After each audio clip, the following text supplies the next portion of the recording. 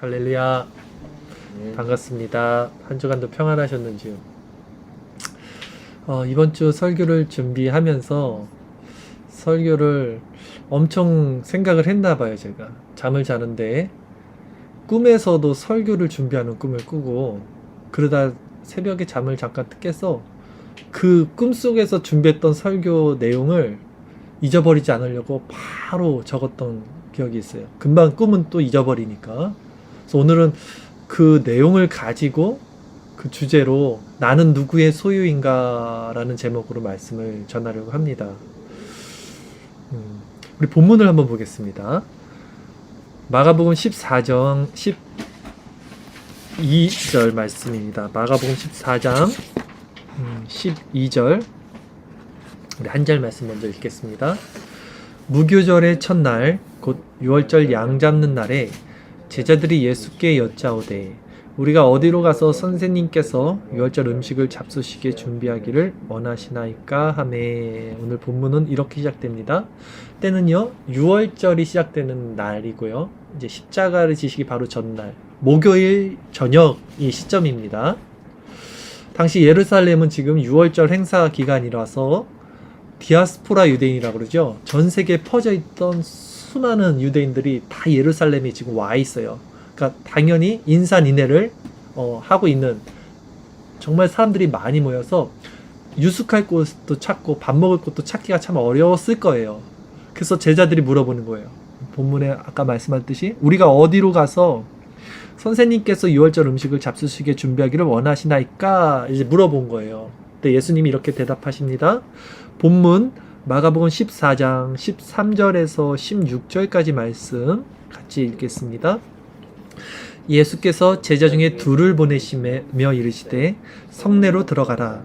그리하면 물 한 동이를 가지고 가는 사람을 만나리니 그를 따라가서 어디든지 그가 들어가는 그 집 주인에게 이르되 선생님의 말씀이 내가 내 제자들과 함께 유월절 음식을 먹을 나의 객실이 어디 있느냐 하시더라 하라. 그리하면 자리를 펴고 준비한 큰 다락방을 보이리니 거기서 우리를 위하여 준비하라 하시니 제자들이 나가 성내로 들어가서 예수께서 하시던 말씀대로 만나 유월절 음식을 준비하니라. 아멘. 이렇게 예수님께서 준비하신 것이 있었고요. 그 준비하신 대로 이제 제자들과 예수님이 유월절 만찬을 나누게 되는 장면을 나오고 있습니다. 이제 그 저녁 먹을 때 예수님께서 아주 의미심장한 말씀을 꺼내죠. 본문 말씀 한번 보겠습니다. 마가복음 14장 17절 18절 두 절 말씀입니다. 저물매 그 12를 데리시고 가서 다 앉아 먹을 때에 예수께서 이르시되 내가 진실로 너희에게 이르노니 너희 중에 한 사람 곧 나와 함께 먹는 자가 나를 팔리라 하신대. 예수님이 드디어 가룟 유다에 대해서 언급을 하고 계시는 거예요. 한 사람이 나와 함께 음식을 먹는 그 사람이 나를 팔 것이다 했어요. 네, 우리 한번 생각해 봅시다. 예수님께서 택하신 제자가 12명이고요. 밤새 기도하시고 산에서 택하셨어요. 그 중에 한 명이 바로 가룟 유다였습니다. 그리고 우리는 하나님의 주권과 예정 섭리를 믿고 있어요. 그러니까 하나님이 한번 택한 백성은 절대로 구원에서 탈락될 수 없다. 이게 예정설이에요. 예정 구원이죠. 그런데 예수님이 지금 택한 제자인 가룟 유다가 멸망받을 자가 되었습니다. 그러면 이것은 택한 백성도 구원에서 탈락될 수 있다라는 말씀일까요, 여러분? 우리는 분명히 택한 백성은 구원에서 탈락될 수 없다라는 예정론을 믿고 있는 자들인데, 칼빈주의는. 근데 가룟 유다는 어떻게 예수님이 택한 12 제자이면서도 이 구원에서 탈락한 자가 되었을까? 이것을 통해서 예수님이 이렇게 말씀을 합니다. 우리 성경을 한번 찾아볼게요. 오늘 주일설교 말씀 구절 요한복음 17장 12절 말씀을 같이 읽겠습니다. 내가 그들과 함께 있을 때에 내게 주신 아버지의 이름으로 그들을 보전하고 지키었나이다. 그 중에 하나도 멸망하지 않고 다만 멸망의 자식뿐이오니 이는 성경을 응하게 함이니이다. 아멘. 예수님이 말씀하시는 거예요. 하나님이 나에게 주신 그들을 온전하게 보존하고 지켰다는 거예요. 그런데 그 중에 하나도 멸망하지 않았지만 멸망한 자식이 한 명 있어요. 바로 이거 유다죠. 이것은 성경을 응하게 함이라는 말씀을 하시는 거예요. 예수님이. 한 구절 더 살펴볼까요? 요한복음 13장 18절 말씀 읽겠습니다.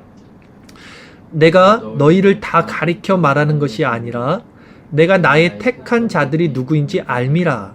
그러나 내 떡을 먹는 자가 내게 발꿈치를 들었다 한 성경을 응하게 하려는 것이니라.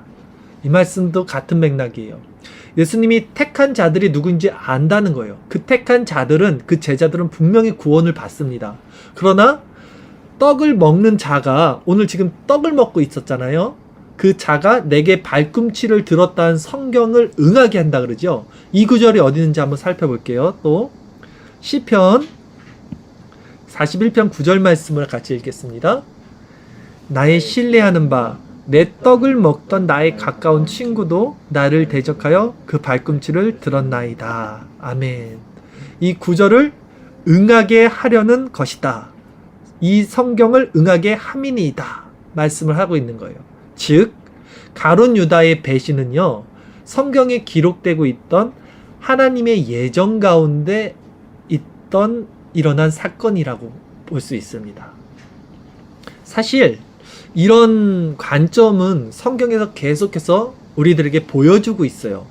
그러니까 하나님의 택한 백성이라고 생각을 했는데 그 중에서 구원과 멸망으로 나눠지는 구조를 가룟 유다뿐 아니라 성경 전체에서 우리들에게 보여주고 있습니다. 예를 들어서 아담의 자식이 2명 있었어요. 가인과 아벨. 하나님의 언약 안에 있는 자식들이죠. 그러나 가인은 구원에서 탈락한 자로 대표성을 갖고 아벨은 예수님의 예표로서 구원의 또 표징을 갖고 있습니다. 그 계보가 계속 이어져요. 누가 있죠? 에서와 야곱. 예, 에서는 하나님이 택함 받지 못했고 야곱은 택함을 받았습니다.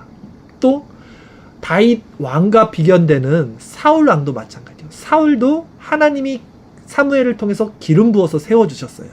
다윗도 마찬가지로 기름 부었고요. 그러나 사울은 구원받지 못하고 다윗이 구원을 받는 이런 구조를 갖고 있어요. 그러니까 이들의 공통점은 모두 언약 안에 있는 백성들이에요. 지금 세상 사람들 아니야. 하나님의 언약 안에 있는 백성들이었지만 구원이 그 안에서 나눠지는 겁니다. 가룟 유다도 마찬가지예요. 예수님이 직접 친히 택하신 그 제자였지만 그 안에서 제자 무리에서도 나눠지는 거예요. 지금 하나님이 선지자를 통해서 기름 부어서 세우셨던 그 사울왕, 그리고 예수님이 직접 밤새 기도하고 세우셨던 그 제자 가룟 유다. 그러나 그들은 다 공통점이 교회 안에 있었던 자들이지만 어떤 자가 구원에서 탈락되는지를 보여주기 위해서 모델로 삼았던 자들이라는 거예요. 성경이 그것을 응하게 하려고 했다는 말씀입니다. 비참한 모습이요, 하나님이 세우신 그 2왕, 아까 얘기했던 사울과 다윗 둘 다 비참한 모습을 보입니다. 사울은요, 하나님이 행하지 말라고 하셨던 그 제사장의 직분을 자기가 취득한 모습을 보였고요. 다윗은요, 아시다시피 밧세바를 간음하고 살인을 교사한 죄를 범합니다. 둘 다 비참한 모습을 보여요. 또한 그 비참한 모습은 오늘 본문에 나오는 예수님의 제자였던 가룟 유다나 또 제자의 수장이었던 베드로나 똑같이 동일한 모습을 보입니다. 가룟 유다는 은 30에 예수님을 팔아먹은 반면 베드로는 예수님을 모른다고 지척해서 배신 예수님을 부인하고 또 저주하고 맹세까지 하죠. 그 작은 계집종 앞에서도 똑같은 비참한 모습을 보이고 있어요. 다들 사울왕이나 다윗왕이나 베드로나 가룟 유다나. 그렇다면 이런 사실들을 통해서 성경이 지금 우리들에게 무엇을 말해주고 있는 것인가? 사울과 다윗의 차이점이 무엇인가? 그렇다면 베드로와 유다, 가룟 유다의 차이점이 무엇인가? 다들 비참한 자는 동일한데 그들의 차이점이 어떻게 나눠지는가? 성경에 무엇을 보여주고 있는가 했을 때 다윗에게는 있고 사울 왕에게는 없던 마음이 있습니다. 또한 베드로에게는 있었지만 가룟 유다에게는 없었던 것이 있었어요. 이것이 무엇이었냐면 제가 늘 얘기하는 겸비된 심령이에요. 이것이 sense of heart, 새로운 마음의 감각이라고도 할 수 있어요. 상한 심령이라고 쓸 거예요. 다윗과 베드로는요, 이 겸비된 심령이 있던 자였기 때문에 그 아래로 떨어져서 살 수 있었던 거예요. 그러나 사울과 가룟 유다는 이 겸비된 마음이 없었기 때문에 끝까지 자신이 자기의 주인이 되어서 그 죄의 책임을 스스로가 지게 된 거예요. 이 차이가 있었던 거지. 나쁜 놈 측면에서는 도토리 키재기예요, 다들. 그러니까 신자가 갖게 되는 이 신앙의 가장 중요한 본질, 핵심 요소가 뭐냐면요, 겸비된 심령이라는 거예요. 겸비된 심령. 그러니까 여러분들에게 지금 겸비된 심령이 꼭 있어야 되는 거예요. 겸비된 심령이 무엇인지를 알아야 되는 거예요. 제가 왜 그렇게 겸비된 심령을 그렇게 강조를 하냐면, 정말 이 겸비된 심령, sense of heart, 상한 마음, 이 겸비된 심령이 있어야지만요, 자신의 소유권이 바뀌기 때문이에요. 신앙은요, 소유권의 문제입니다. 오늘 설교 제목이 나는 누구의 소유인가 이거잖아요. 누가 나의 소유권을 가지고 실제적으로 지금 살고 있는가, 이 문제예요. 신앙은 실제적인 거예요. 신앙은요, 관념이 아니라 누가 지금 나의 소유권을 취득해서 지금 이 삶을 살아가고 있는가, 이 문제예요. 신앙이. 교회 안에 있는 많은 사람들이 자신의 소유권이 하나님께 있다고 인정을 하고 그렇게 믿고 의지합니다. 그리스도를. 교회 안에 들어온 사람들이 누구나 다 이 고백을 하죠. 그러나 아까 우리가 지금 살펴봤듯 구원은 교회 안에서 나눠지는데, 바로 이 정말 겸비된 심령, 소유권이 넘어간 자들과 소유권이 넘어가지 않은 자들에서 나눠지는 것을 우리가 살펴봤잖아요. 소유권이 하나님께 있다고 하면서도 많은 자들이 실제 신앙의 모습은 전혀 소유권이 하나님께 이렇게 양도되지 않은, 이전되지 않는 스스로 주인된 모습으로 살아가는 모습을 봅니다. 그렇다면 정말 소유권이 이렇게 이전된 사람들은 어떻게 살아가는가? 그들의 모습은 어떤가? 제가 잠을 자면서도 꿈에서도 설교를 준비했다고 서두에 말씀을 드렸죠. 그러다 깨어서 쓴 내용이 바로 이 내용이에요. 지금 잘 들어보세요. 우리는 착각을 하는 게 항상 있는데, 세상에서 태어나서 세상을 살고 세상에서 죽다 보니까 이 세상이라는 것이 결국 나의 인생, 이것이 이 꼴이 됩니다. 벗어날 수가 없어요. 일편 맞는 말이고 그게 현실이고 우리가 인정하는. 그러나 신앙은요, 이 세상 안에서 내가 세상을 살아가는 방법으로 취득해서 살아가는 것이 신앙이 아니에요. 세상과 반대되고, 세상이든 신앙이든 이게 두 개가 대척점에 있습니다. 잘 이해하셔야 돼요. 어떤 의미로 이것을 대척점이라고 하거든요. 여기서 말하는 세상이란 것은 유욕적이고 정욕적이고, 세상에서 온 모든 것이 하나님으로부터 온 것이 아니요 육신의 정욕, 안목의 정욕, 이생의 자랑이라는 이 관점에서의 세상을 말하는 거예요. 이 세상이든 우리 그 신앙, 하나님이 원래 우리를 이루려고 하셨던 우리의 본체의 모습, 이 신앙이든 둘 중 하나를 선택해서 살아야 하는 자들인데, 우리는 많은 교회 안에 있는 사람들이 이 세상을 살아가는 방법으로 신앙생활을 하고 있다는 것이 문제인 거예요. 이해 가시죠? 그러면서도 교회 안에 있는 많은 자들이 자신들의 신앙과 구원에 있어서 맹신을 하고 있어요. 신앙과 세상은 다른 건데, 세상을 선택하는 방법으로 신앙을 이 안에 끄집어 들어와서 살고 있으면서 구원을 받았다고 맹신을 하고 있다는 거예요. 나는 아니죠. 나는 구원 받았죠? 이렇게 얘기하고 있는 거예요. 지금 본문에서처럼. 본문 보세요. 마가복음 14장 19절 20절 2절 말씀을 한번 볼게요. 그들이 근심하며 하나씩 하나씩 나는 아니지요 하고 말하기 시작하니 그들에게 이르시되 12 중에 하나 곧 나와 함께 그릇에 손을 넣는 자니라. 예수님 이렇게 말씀하셨어요. 나는 아니지요. 이 마음이 우리들 모두에게 있어요. 나는 구원받는 자 맞지요. 나는 선택받은 자 맞지요. 나는 하나님의 자녀 맞지요. 이 마음이, 그런데 잘 들어보세요.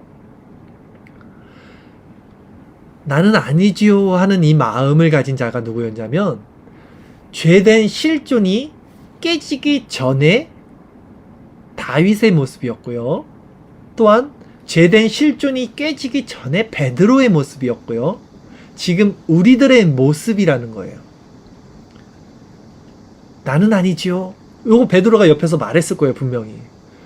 근데 베드로의 실존이 깨지기 전에 베드로의 고백이었던 거예요.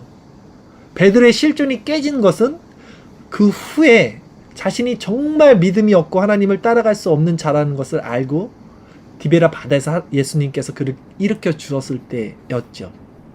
신앙은요, 입술의 고백으로서 이루어지는 것이 아니에요. 또 우리의 마음의 어떤 동함이나 내 감정의 동의, 이런 것으로 이루어지는 것이 아니라 실제적인 내 삶의 소유권의 문제라는 말씀을 드리는 거예요. 실제적이라는 거예요. 자꾸 신앙을 관념으로 생각하는데, 정신통일로 생각하는데 실제라는 거예요. 내가 누구의 소유인가? 내 정체성의 문제예요, 지금. 그러니까 세상이든 신앙이든 둘 중 하나를 선택하는 그것이 내 삶이 되어야 된다는 거예요. 세상이든 신앙이든 둘 중 하나를 선택을 해야 된다고요. 그것이 삶이라고요. 내가 신앙을 선택했으면 세상을 버린 거예요, 이거는. 그게 이 신앙을 선택한 것이 이것이 내 삶이 돼야 된다고요. 전혀 다른 삶을 살아야 되는 거예요. 그렇다면 우리의 소유권이 언제 실질적으로 이렇게 그리스도께로 넘어가는가?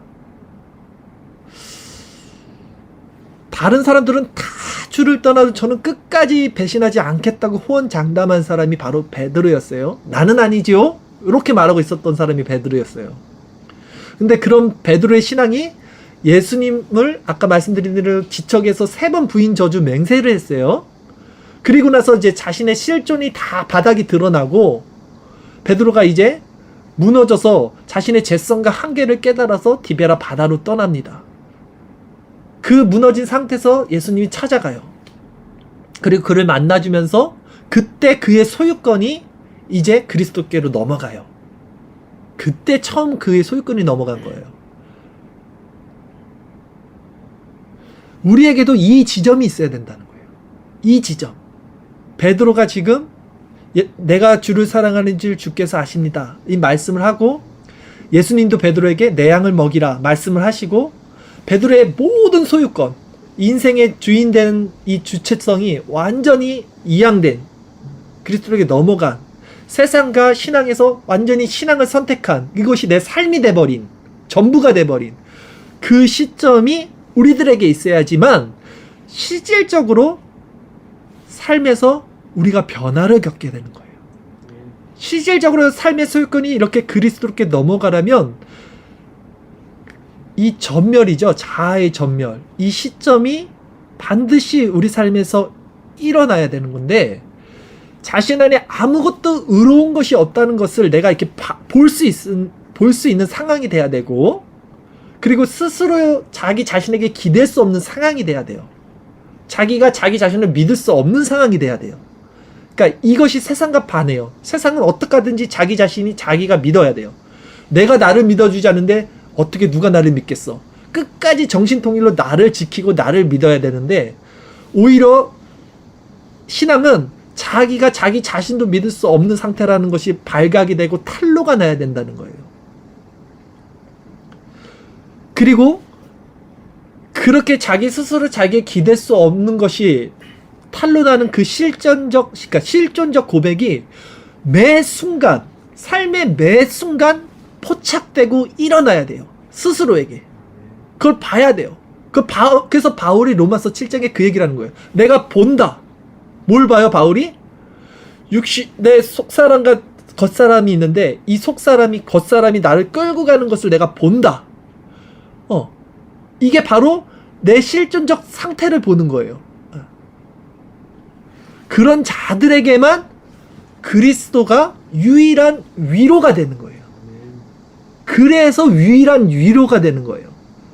그래서 그런 자들에게 그리스도가, 예수님이 사나 죽으나 유일한 위로가 된다고 우리 하이델베르크에서 말씀을 하고 있는 거예요. 하이델베르크 요리문답 1문에 제가 한번 읽어드릴게요. 살아서나 죽어서나 당신의 유일한 위로는 무엇입니까? 예요. 살아서나 죽어서나 당신의 유일한 위로는 무엇입니까? 근데 답을 저의 위로는 예수님입니다 라고 말하지 않아요. 하이델베르크는 이렇게 말합니다. 살아서나 죽어서나 나는 나의 것이 아닙니다. 몸도 영혼도 나의 신실한 구주 예수 그리스도의 것입니다. 소유권을 말하고 있어요. 나는 나의 것이 아닙니다. 왜? 소유권을 말하고 있을까요? 이 소유권이 넘어간 것이 진정한 위로가 되는 거예요. 그것만이 유일한 위로가 된다는 걸 알기 때문에 내 소유권은 나의 것이 아니라 예수님의 것입니다라는 고백을 지금 하고 있는 거예요. 그들에게만 정말 실질적으로 이런 고백이 실용성을 갖게 돼요. 계속해서 말하지만 관념이 아니에요. 그래서 자신의 죄가 예수님께 전가가 되는 거예요.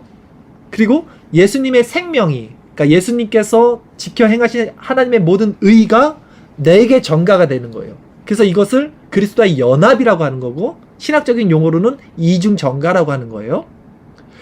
그러니까 내 죄는 그리스도께, 그래서 내 소유권이 넘겨가지는 거예요. 그리고 그리스도의 의는 내게 오는 거예요.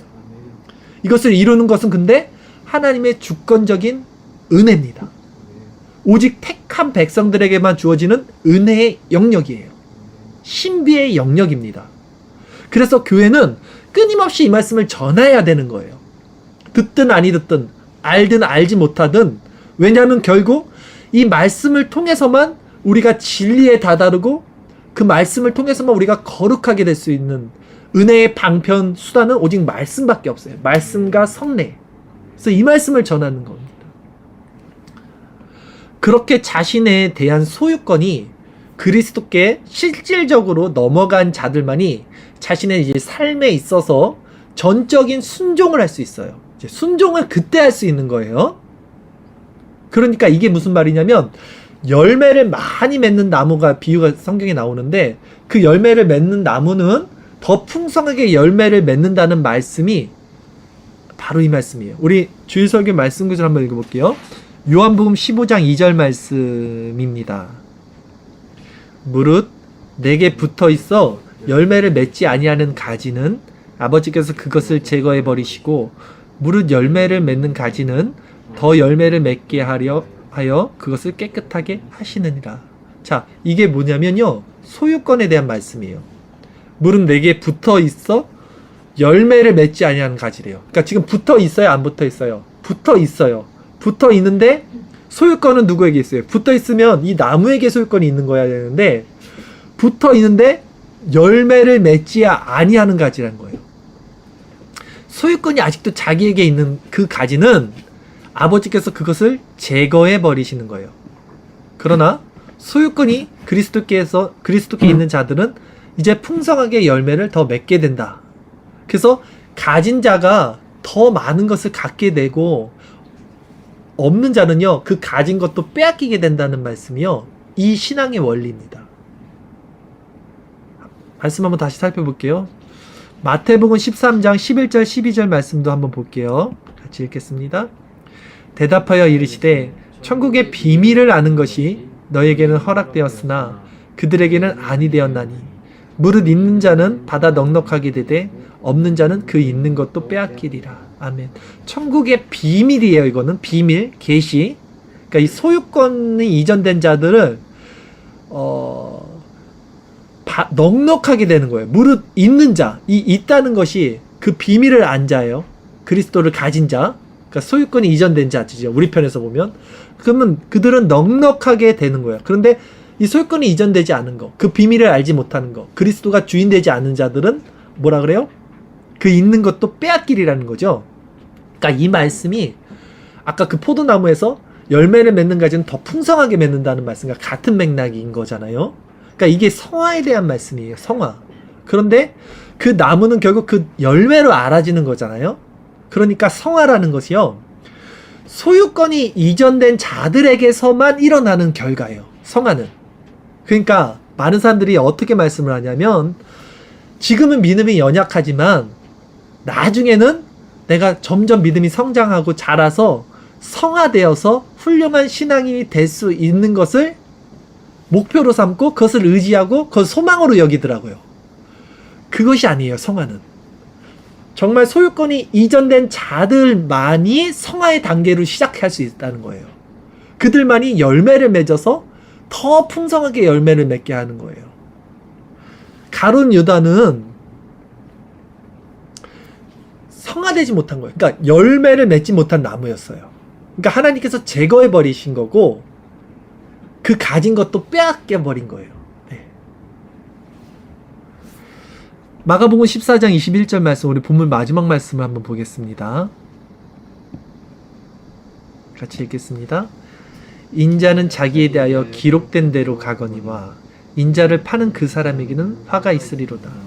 그 사람은 차라리 나지 아니하였더라면 자기에게 좋을 뻔하였느니라 하시니라. 예수님이 이렇게 안타깝게 말씀하고 계세요. 그 사람 정말 차라리 나지 아니하였으면 그 사람에게는 좋았다라는 거예요. 그러니까 이 말씀이 저주의 말씀이라기보다는 정말 안타깝게 여기는 예수님의 그 사랑의 말씀이에요. 그래서 지금 예수님이 나와 같이 식사 밥 먹는 그 사람이 나를 팔자라고 말씀하신 이유도 어떻게든지 이 사람을 되돌리고 싶은 그 마음의 심정에서 말씀을 한 거예요. 물론 그것은 하나님의 언약 안에서 이미 이루어진 그 성취죠. 예정되었던. 그러나 예수님의 마음은 돌이키고 싶은 거예요. 그럼에도. 그래서 안타깝게 여겼던 거예요. 그러나 그 가룟 유다는요, 끝까지 그 소유권이 스스로가 갖고 있었어요. 그래서 그 책임도 스스로 가지고 목숨을 끊어버리는 거예요. 사탄은요, 여러분, 우리를 어떻게 신앙생활을 하게 하냐면 우리 스스로 신앙의 주체가 되게 해요. 그래서 자신이 자신의 소유권을 가진 채 신앙생활을 하게 속입니다.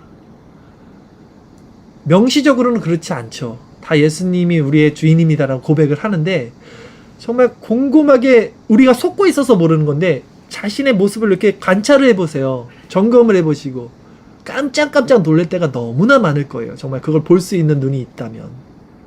그러니까 수많은 교회 안에서 교인들이 이런 방식으로 소유권이 정말 하나님께 넘어가지 않은 상태로 그냥 주체가 돼서 신앙생활을 하고 있어요. 만연합니다. 그걸 볼 수 없는 자들도 만연하고요. 그러니까 예수님을 믿는다고 하지만 도대체 믿는다는 것이 무엇인지를 몰라요. 그냥 믿는 거예요. 그냥 지식적 동의예요. 지식적 동의. 마인드 컨트롤. 그냥 믿어. 그거예요. 그러니까 거기다가 율법적인 행위들만을 쏟아 부어 놓고 있는 거예요. 그러니까 믿는데 믿으려면 뭐가 있어야 돼요? 행위로 보여줘야 된다니까 그 율법적인 행위를 내가 만들어내고 있는 거예요. 계속해서. 흉내를 내고 있는 거예요. 그러니 당연히 성화가 없죠. 아까 제가 성화가 뭐라 그랬어요? 소유권이 이전된 자들에게서만 열매가 더 풍성하게 맺어지는 상태가 성화니까 성화가 나타날 수가 없어요. 그들은 흉내를 내도. 그러니까 율법적으로 행위를 흉내내서 착하게 살고 선행을 하고 구제를 하지만 결국 그것이 감춰진 의로 인해서 결국 빵 터지게 된다고요. 가룟 유다가 빵 터진 거예요. 3년 반 동안 꾹 참고 살았던 거예요. 다 감추면서 동계 맡은 자로서 더 중한 책임을 갖고 있었어요. 그러나 이거 예수님 따라가다가는 내가 원했던 그 그리스도가 아니네, 이것을 알자마자 빵 터져버린 거예요. 갖다 팔아버리는 거예요. 칼빈 당시 제가 말씀드렸듯이 제네바 교회에 수많은 세계에서 내노라 하는 개혁신앙을 추구하는 자들이 이제 모여서 칼빈에게 배워요. 그리고 정말 칼빈에게 배웠으니까 얼마나 정통신학을 배웠겠습니까? 근데 칼빈이가 누가 물어봤을 때 이 제네바 교회에 100명이 있다면 그 100명 중에 몇 명이나 구원받을 수 있을 거라고 생각합니까? 그때 칼빈이 조심스럽게 저는 100명 중에 1명이 구원받을 수 있을 거라고 생각을 합니다. 이렇게 얘기를 했대요. 정말 충격적인 얘기가 아닐 수 없습니다. 그 칼빈이 가르쳤던 그 신앙 좋다고 했던 사람들이 모였던 제네바 교회에 100명 중에 1명이 구원받을 수 있다. 칼빈이 왜 이런 말을 했을까? 여러분, 칼빈은요 알고 있었어요. 그만큼 구원의 길이 협소하고 좁다는 것을, 정말 그 소유권이 옮긴 자들이 그만큼 없다는 것을, 그렇게 다 착각하고 교회 안에 있다는 것을 칼빈은 직시하고 있었던 거예요. 그래서 이 말씀을 할 수 있었던 거예요. 30년 전의 얘기를 제가 하죠. 제가 이제 13살 뭐 그쯤에 제가 처음 깨달았던 것도 바로 이 지점이었어요. 하나님이 저에게 은혜를 통해서 알게 해주신 것도 이 지점이었어요. 정말로 교회 안에 구원을 받을 수 있는 사람들이 정말 극히 소수구나를 봤어요. 그리고 그때 제가 하나님께서 은혜를 보고 깨닫게 해주신 것을 지금 전하고 있는 거예요. 이렇게. 우리의 소유권이요. 지금 오늘 소유권에 대해서 말씀하고 있는 거죠. 나는 누구의 소유인가 제목이잖아요. 우리의 소유권이 그리스도께 넘어간다는 것은요, 우리 생명이 넘어간다는 거잖아요. 생명이. 그러니까 결코 가볍게 치부하거나 어떤 정신적 통일로서, 지식적 동의로서 일어날 수 있는 일이 아니에요, 이게. 그러니까 여러분, 오늘 말씀을 통해서 여러분이 이해를 하시든 이해를 못 하시든 어느 지점까지 이해를 하시든 상관없습니다. 근데 분명히 명심하세요. 이 말씀 뭐냐면, 내가 스스로 내 생명의 소유권을 이렇게 가지고 있는 신앙 인생은요 결코 구원받을 수 없습니다. 확실하게 말씀드릴게요. 그럼 그 말씀을 누가 받아? 저런 어려운 말씀을 누가 받아? 그래도 신앙생활 하다 보면 변해갈 수 있는 거지. 그 말씀을 누가 받아? 예수님이 부자간원에게 분명히 말씀하잖아요. 부자간원에게 왜 말씀했는지 아세요? 부자간원은 교회 안에 있던 사람이었어요. 신앙을 지키고 있던 사람이었고 율법을 누구보다도 준수했던 사람이었기 때문에, 그래서 얘기했던 거예요. 네가 가졌던 모든 소유권을 내려놔야 돼. 여러분들도 교회 안에 있는 자들이잖아요, 지금. 그러니까 제가 여러분들에게 말씀하는 거예요. 절대 여러분들 소유권이 변하지 않으면 구원받을 수 없다는 거예요. 우리 소유권이 완전히 그리스도께 이전돼야지 그것이 신앙생활의 시작이고 성화의 시작이 될 수 있습니다. 그래서 성경이 먹든지 마시든지 무엇을 하든지 하나님의 영광을 위해서 살라는 것이, 그 삶이 먹고 마시는 게 우리 삶이잖아요. 이 삶을 살라는 게 아니라 이 신앙을 선택하라는 얘기예요. 이 삶을 살려면 먹든지 마시든지 너의 즐거움을 위해서 살라. 이게 이 세상의 삶이잖아요. 그런데 너의 먹든지 마시든지 무엇을 하든지 너의 영광이 아니라 하나님의 영광을 위해서 하려는 이 삶이 아니라 이 신앙이 너의 삶이 되어야 된다. 소유권이 하나님께로 옮겨야 된다. 다 이 얘기를 하는 거예요, 성경이.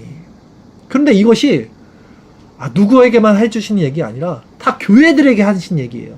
다 서신서에 나온 얘기예요. 서신서는 누굽니까? 교회들에게 한 얘기예요. 목사들에게 한 얘기가 아니라 그럼 목사들이나 하는 수준이지 우리는 어떻게 그렇게 살 수 있겠어가 아니라 교회들에게 하신 말씀이라고요. 우리들에게. 여러분, 세상을 살아가는 하나의 수단으로 여러분 신앙생활을 선택하지 마십시오. 절대. 속지 마십시오.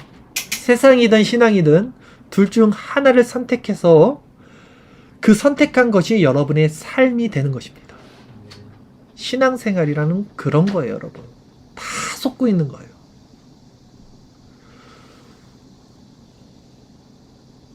정말 이 말씀을 누가 들을 수 있을까요? 칼빈이 왜 100명 중에 1명이 구원받았다고 했을까요? 왜 예수님이 그 어려운 말씀했을 때 그 온 무리들이 다 떠나갔을까요? 이 말씀은 도무지 어렵다. 그 떠나간 무리들처럼 이런 말씀을 듣게 되면 누가 이 교회에 남아있을까요? 대부분의 교인들이 지금 이 말씀을 귓등으로 듣거나 무시한다는 것은 저는 누구보다도 잘 알고 있죠. 10년 넘게 경험을 했으니까. 그러나 저는 왜 바보같이 알아듣지도 못하는 말씀을 끝까지 바보처럼 전하는 것일까요, 지금? 그렇게 쉽게 좀 전해요. 제발. 좀 이해할 수 있는 수준에서 전해요. 그 말을 매주 매일 들으면서도 왜 그 말씀에 순응하지 못하고 하나님의 관점에서 이 말씀을 전할 수밖에 없을까요? 왜냐하면 저는 정말 이 말씀을 듣고 깨닫고 그 100명 중에 한 명이 있다는 사실을 알기 때문에 전할 수밖에 없는 거예요.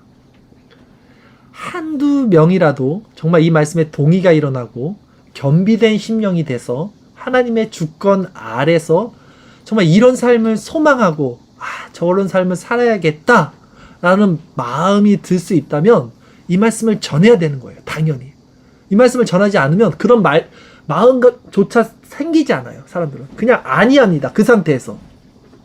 자기가 신앙생활 잘하고 있는지 착각하게 된다고요. 다들. 말씀을 한번 정리를 해보도록 할게요. 하이델베르크는 1문에 생사간 우리의 유일한 위로에 대해서 말씀하시면서 예수님밖에 없다. 예수님이 유일한 위로다. 라고 말하는 그 지점이 무엇인지를 우리가 다시 한번 생각해 봤으면 좋겠어요.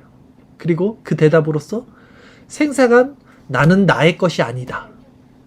사나 죽으나 내 몸과 영혼은 신실하신 그리스도의 것이다. 라는 고백한 이 지점이 왜 우리의 믿음의 선조들이 이 질문과 답을 신앙고백 맨 앞에 갖다 놨는지를 정말 곰곰이 생각해 봐야 돼요.